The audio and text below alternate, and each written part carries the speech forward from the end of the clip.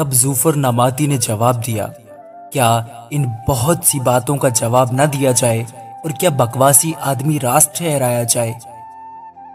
क्या तेरी लाफजनी लोगों को खामोश कर दे और जब तू ठट्ठा करे तो क्या कोई तुझे शर्मिंदा ना करे? क्योंकि तू कहता है मेरी तालीम पाक है और मैं तेरी निगाह में बेगुनाह हूं।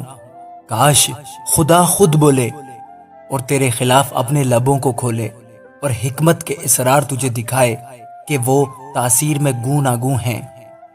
सो जान ले कि तेरी बदकारी जिस लायक है उससे कम ही खुदा तुझसे मुतालबा करता है।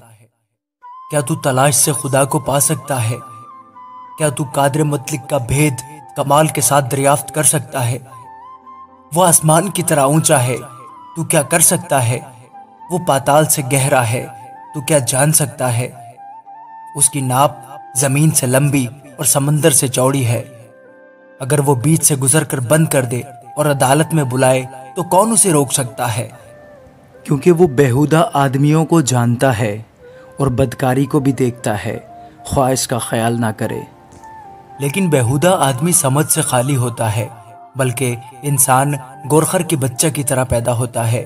अगर तू अपने दिल को ठीक करे और अपने हाथ उसकी तरफ फैलाए, अगर तेरे हाथ में बदकारी हो तो उसे दूर करे और नाराजगी को अपने डेरों में रहने ना दे, तब यकीनन तू अपना मुंह बेदाग उठाएगा, बल्कि तू साबित कदम हो जाएगा और डरने का नहीं, क्योंकि तू अपनी खस्ता हाली को भूल जाएगा। तू उसे उस पानी की तरह याद करेगा जो बह गया हो और तेरी जिंदगी दोपहर से ज्यादा रोशन होगी। और अगर तारीकी हुई तो वो सुबह की तरह होगी और तू मुत्तमईन रहेगा क्योंकि उम्मीद होगी और अपने चौगिर्द देख देख कर सलामती से आराम करेगा और तू लेट जाएगा और कोई तुझे डराएगा नहीं, बल्कि बहुतेरे तुझसे फरियाद करेंगे पर शरीरों की आंखें रह जाएंगी। उनके लिए भागने को भी रास्ता ना होगा और दम दे देना ही उनकी उम्मीद होगी। आमीन।